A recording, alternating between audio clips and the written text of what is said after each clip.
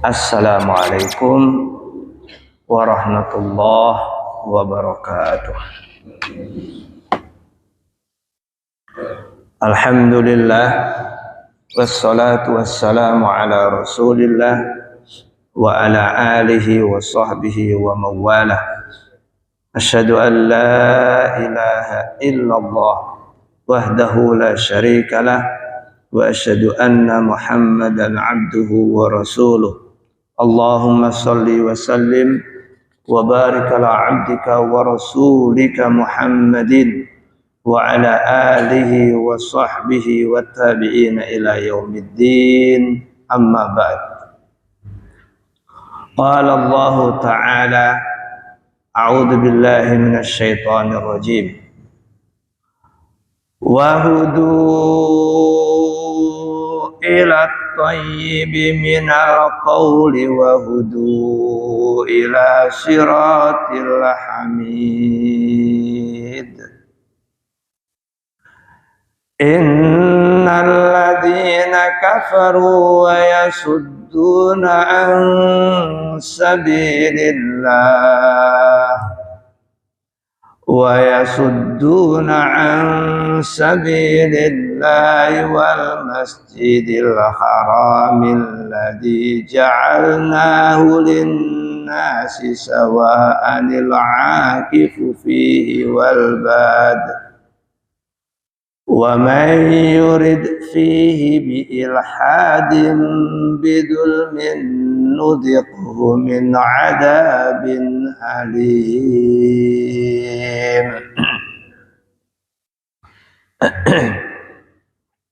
Kita sampai pada ayat 24 dan 25, masih dalam surat Al-Hajj. Kita bacakan dulu terjemahannya. Dan mereka diberi petunjuk kepada ucapan-ucapan yang baik, dan diberi petunjuk pula kepada jalan Allah yang terpuji. Sungguh orang-orang kafir dan yang menghalangi manusia dari jalan Allah dan dari Masjidil Haram yang telah kami jadikan terbuka untuk semua manusia, baik yang bermukim di sana maupun yang datang dari luar. Dan siapa saja yang bermaksud melakukan kejahatan secara zalim di dalamnya, niscaya akan kami rasakan kepadanya siksa yang pedih.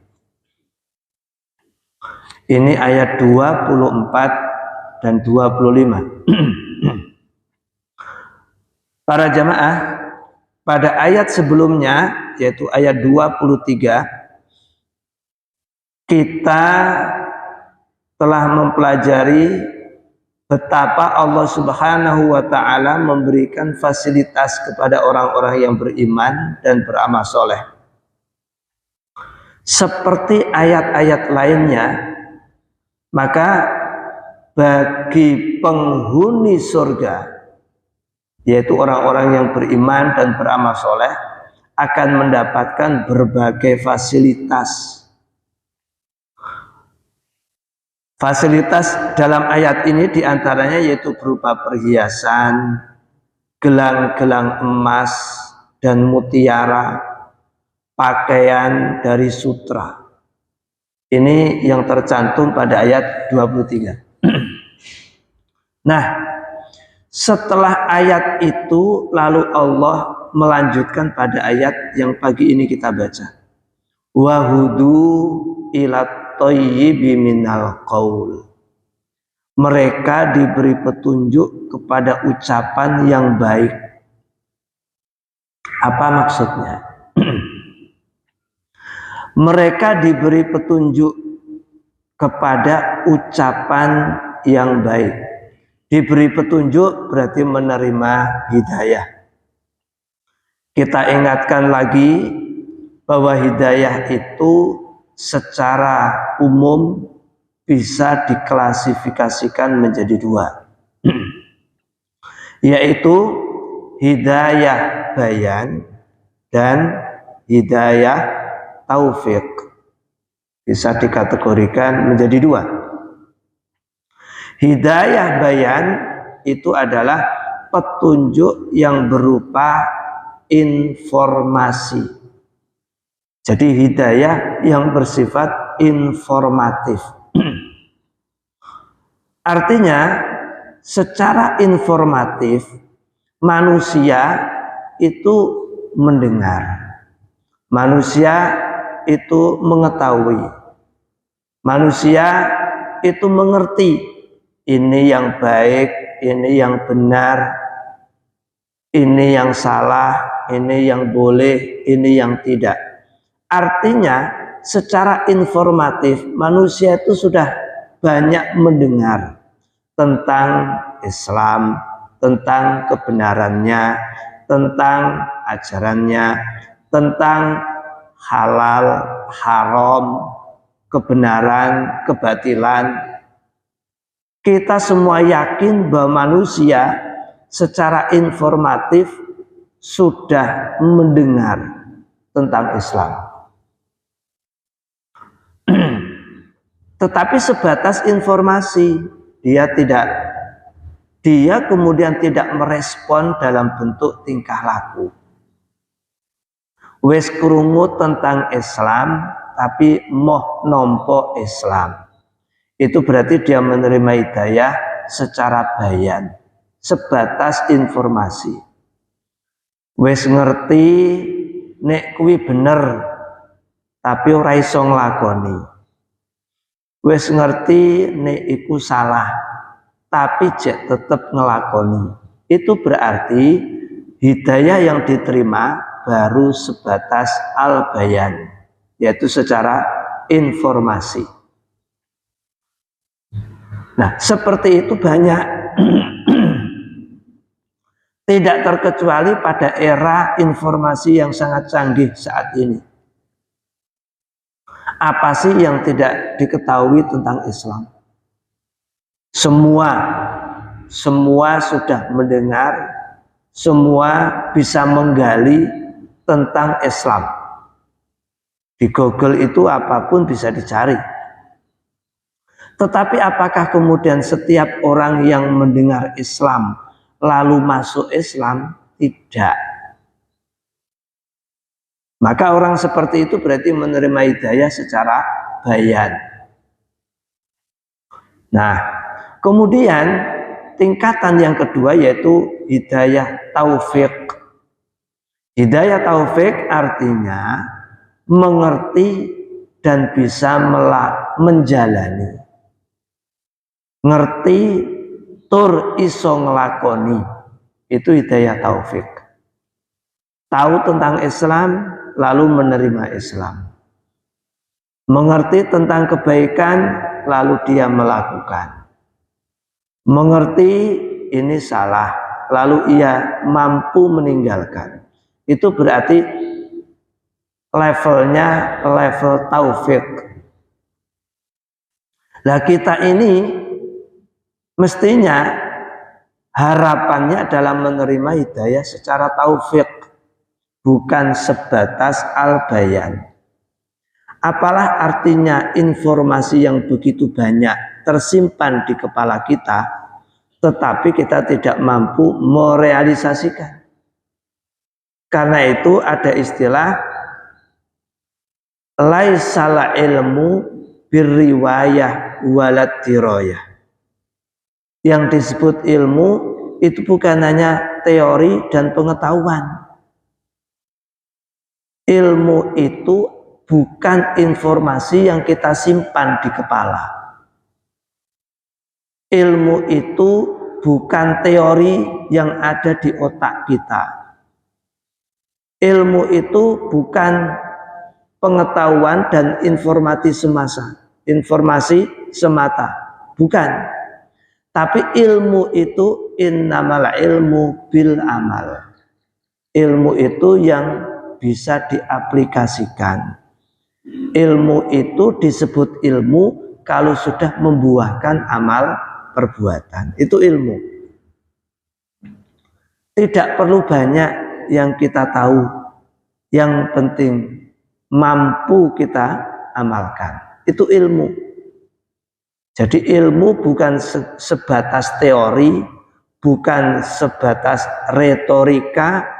Ilmu itu bukan sebatas informasi, pengetahuan, tetapi ilmu itu yang membuahkan amal perbuatan. Itulah orang yang berilmu.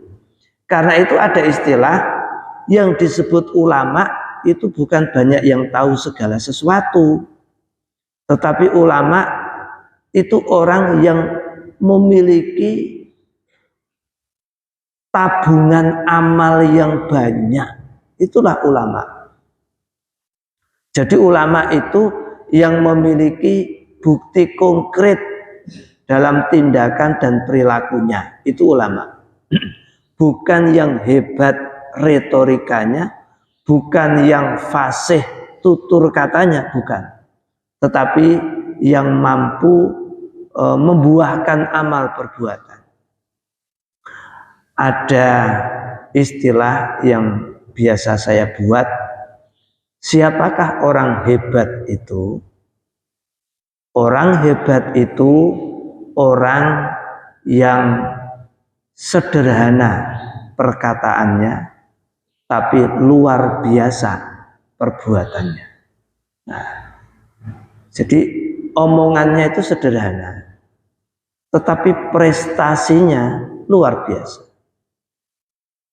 Mergo ana wong sing kakean omong, tapi orang duwe penggawean. Ana wong sing rame, tapi ora ana buktine. Tong kosong nyaring bunyinya. Nek wis ngomong jagoane, tapi nek wis nglakoni ora ana buktine. Nah, seperti itu. Baik, kita kembali ke ayat ini. Wahudu ila thayyibi minal qauli. Mereka itu siapa? Mereka itu penghuni surga itu yang sudah dijelaskan dalam ayat sebelumnya. Mereka diberi hidayah menuju kalimat kata-kata yang baik. Kata-kata yang baik itu apa? Di dalam ayat yang lain disebutkan wa masalu kalimatin thayyibatin kasyajaratin thayyibah. Kalimat yang baik itu laksana pohon yang baik. Kalimat yang baik itu apa? Yaitu kalimatut tauhid. Secara umum kalimat yang baik adalah kalimat yang berpahala. Tentu iya. Tapi setinggi-tingginya kalimat yang baik itu adalah kalimat tauhid. La ilaha illallah.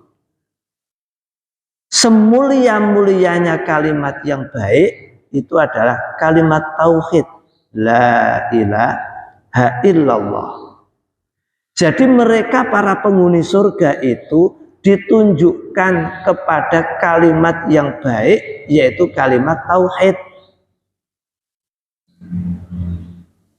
Makanya Rasulullah SAW di dalam hadis menegaskan, siapa yang akhir ucapannya la ilaha illallah, maka masuk surga. Dan kita disuruh membantu orang yang mau meninggal dunia dengan mentalkin. Talkinnya apa? La ilaha illallah. Sehingga yang disebut dengan at-thayyib minal qaul, ucapan yang baik, tiada lain dan tiada bukan, yaitu la ilaha illallah. Betul, secara umum kalimat yang baik itu luas. Dakwah, amar ma'ruf, nahi mungkar, itu termasuk kalimat yang baik, betul. Tapi puncaknya adalah la ilaha illallah. Memberi petuah, memberi nasihat, tawasau bil haq, tawasau bis sabr, mauidul hasanah, Semua itu kalimat yang baik, tetapi puncaknya adalah la ilaha illallah. Maksudnya gimana? Memberi nasihat itu baik, tetapi kalau nasihat itu tidak membuat orang sadar tentang tauhid, ya enggak baik amat. Karena ibarat orang berjalan tidak sampai tujuan. Retorika secanggih apapun, pidato secanggih apapun, ya, orasi secanggih apapun, kalau tidak menggiring orang mengakui la ilaha illallah, hambar. Seperti orang berjalan tanpa arah. Karena itu ada sebagian ulama yang mengatakan kalau kita memberi nasihat hanya berupa retorika tanpa ayat, tanpa hadis, itu sia-sia. Sepandai apapun orang itu berretorika, tapi kalau hanya sebatas kata-kata, gak ono ayate, gak ono hadise, untuk tahu untuk ya, untuk tahu busa, itu hanya busa. Sebaik apapun orang itu merangkai kata-kata lalu disampaikan dalam bentuk nasihat, petuah, itu hanya sebatas busa kalau belum disertai dengan ayat Quran, dengan hadis. Maka salah satu syarat sah khutbah Jumat itu kan harus menyebut ayat Al-Quran. Nah, itu salah satunya. Wahudu ila thayyibi minal qaul. Orang penghuni surga. Penghuni surga itu orang yang mendapat hidayah kepada la ilaha illallah. Itu para penghuni surga. Nanti memang di dalam ayat yang lain itu juga disebutkan bahwa salah satu berita gaib yang dibongkar oleh Allah tentang surga itu adalah di dalamnya itu tidak ada kata-kata yang sia-sia. Iya. Nah, ini juga merupakan indikasi bahwa calon penghuni surga itu lesannya, tutur sapanya itu terkontrol. Kenapa? Karena dia calon penghuni surga. Lah di surga itu tidak ada kata-kata yang sia-sia, itu enggak ada. Nah, sementara Ibnu Taimiyah pernah mengatakan orang yang tidak menemukan surga di dunia tidak menemukan surga di akhirat. Karena surga di akhirat itu tidak ada kata-kata yang sia-sia, berarti orang yang selalu terjerumus pada kata-kata yang sia-sia selama hidupnya, ya besar kemungkinan dia tidak akan masuk ke surga akhirat nanti. Artinya penghuni surga itu siapa yang akan masuk surga hanya Allah yang tahu.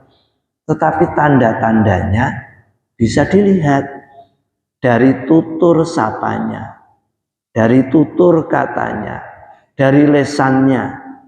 Maka ada istilah mulutmu harimaumu, kata-katamu berbisa, omonganmu pedes. Nah, seperti itu. Wahudu ila thayyibi minal qaul. Mereka diberi petunjuk menuju kata-kata yang baik. Logikanya, kalau ada kata yang baik, berarti ada kata yang tidak baik. At-thayyib itu lawan katanya khabith. Khabis itu kotor.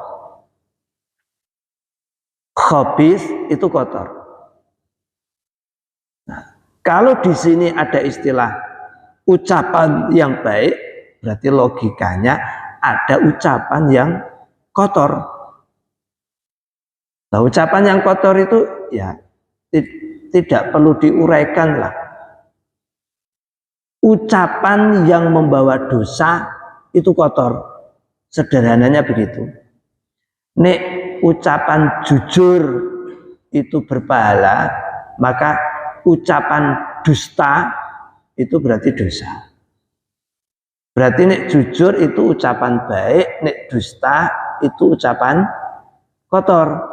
Namun sayang 1000 sayang, banyak manusia yang menikmati kebohongan tetapi merasa pahit dengan kejujuran. Kan begitu. Seringkali jujur itu terasa pahit, tapi bohong itu terasa manis. Nah, itu gimana itu? Wahudu ila thayyibi minal qaul. Mereka diberi petunjuk kepada ucapan yang baik. Nah, mudah-mudahan kita ini termasuk hamba-hamba Allah yang menerima rezeki itu.